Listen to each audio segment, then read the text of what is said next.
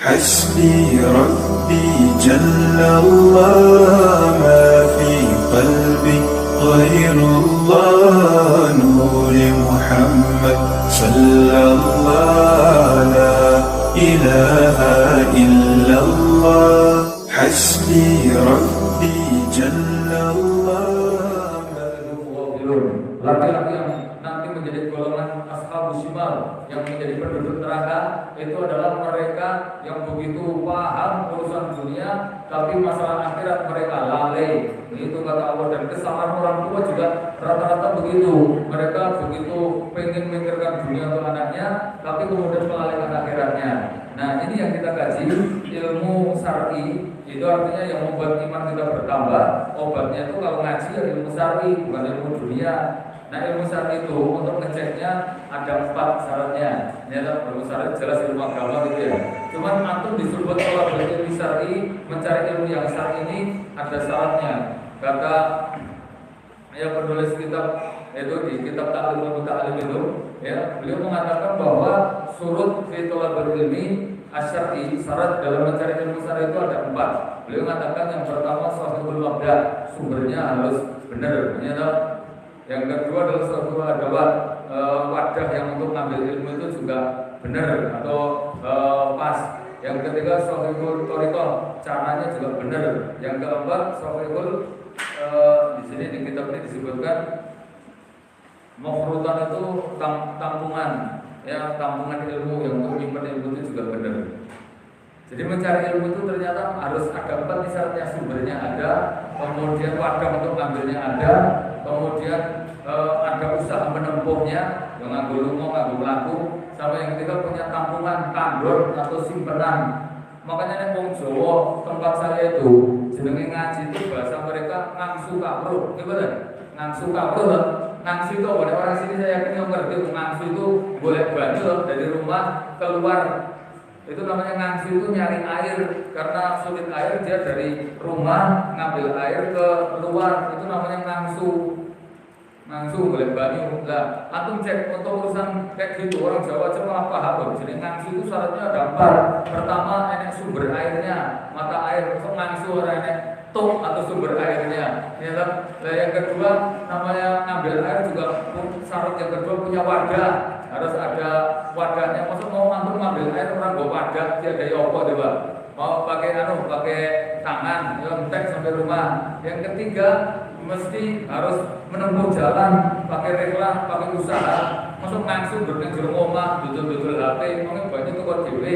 Ya zaman dulu namanya ngangsu definisinya itu keluar, pakai safar, nganggo mlaku, nganggo panas-panas ini. Contohnya aku ngaji rene iki aku ora kepepet asline apa panas ngene ya, semromong ora awan ya.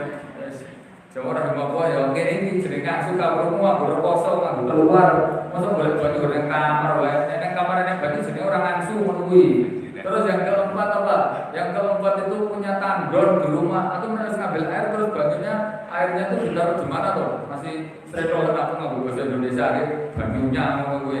Ya, coba tuh ngambil airnya itu terus ditaruh di mana?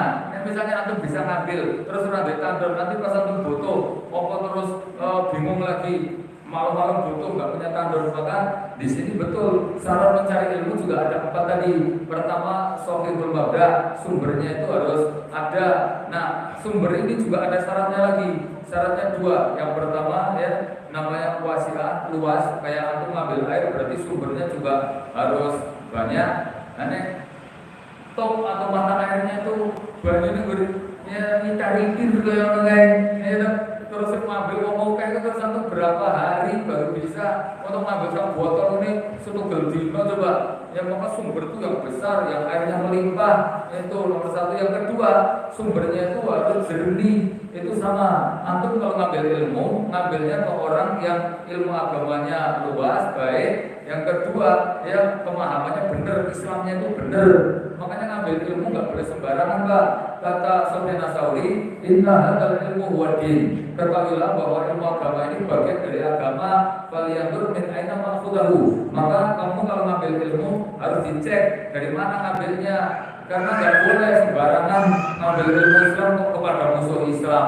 Aku gumun kemarin motoran Facebook, saya Ustaz hafid Quran, ngono ki alhamdulillah lulusan pondok tahfidz Al-Quran ora tak sebut di daerah bisa melanjutkan sekolah ya tahu di Tiongkok padahal kalau baru kafir nanya masjid amal ziarah ngono lho boleh panganan halal yang angel terus belajarnya nek agama ki nek ngono lho apa nek ternyata jurusannya bisnis opo ngono kalau itu kok negara kono barang ngono lho bendino nonton aurat pangan halal yang angel aku nek ra kepepet kok garono ning aku ya ora tau kepepet sing masalah ora pradono juga nek misalnya nek gratisan piknik drone kok kan ngono ya terus mau piknik orang Islam kok dolan ning kono terus iki tokoh ustaz yang sekolah toko kono barang ngono lho ben wong nesu nganggo Facebook tak komeni iki jurusan apa ya Tiongkok tak kowe tanda tanya apa diangkat ngono iki ya boleh ilmu kok ning Tiongkok ngono itu mungkin apa pakai hadis tolak apa namanya utrubul ilmi apa kayak apa hadisnya cari lagi musab negeri Cina itu enek dari itu boleh orang pola hadisnya misalnya enek itu hadisnya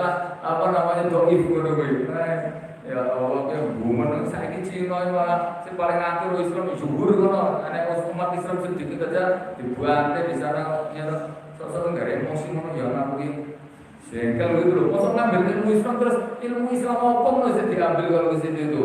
Maka ngambil ilmu di sini syaratnya kan tadi sohul mata sumbernya juga harus benar. Kemudian yang kedua sumber airnya itu juga jernih. Masa kita ngambil air kok air kotor, wireng, kayak kopi cappuccino, kayak air tuh. Saya tuh pernah tugas dakwah di mana airnya itu kayak kopi, kayak kopi ngombe kopi mik itu loh.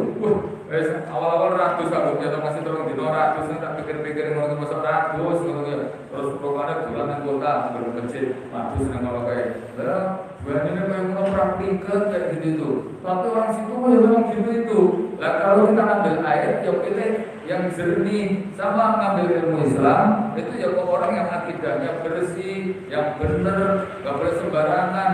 Nah ini kata Sufyan Ats-Tsauri, aku pengen ngecek benernya ulama yang mau diambil ilmunya. Ini sebagaimana yang dilakukan oleh Imam Bukhari itu nonton dari 3 hal.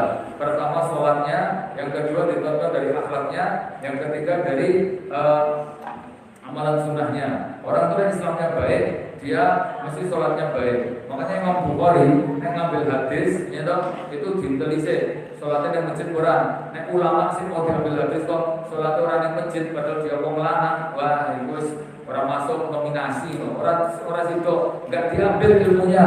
Mau ulama sholat yang ngomong, ulama capopo ngomongin, orang enak ceritanya laki-laki soleh sholat yang ngomong itu jenis laki-laki solihah ngomongin. Sholat yang ngomong ngomongin, ngomongin itu kan rapopo sholat yang ngomong itu pun aja. Kalau dia ke masjid aja Nabi nggak boleh melarang loh. Nabi itu sampai mencegah laki-laki yang melarang istrinya ke masjid karena dia punya hal yang sama, saking besarnya keutamaan mbak. Terus ya kebangetan, orang lanang sholat yang ngomong yang kebangetan. Pokoknya tokoh, pokoknya takmir, pokoknya ustaz ngomongin barang.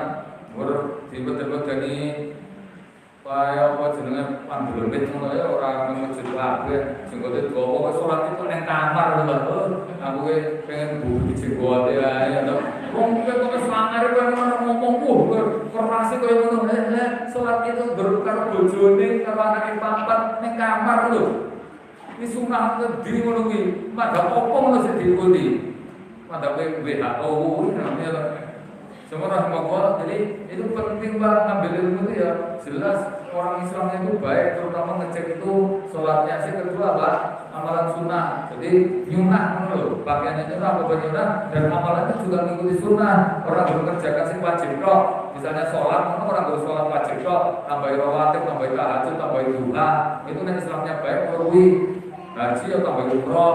Kemudian kalau puasa orang berusaha wajib dong, tambah Senin Kamis, apa daud, apa pokoknya sunnah kan ada loh.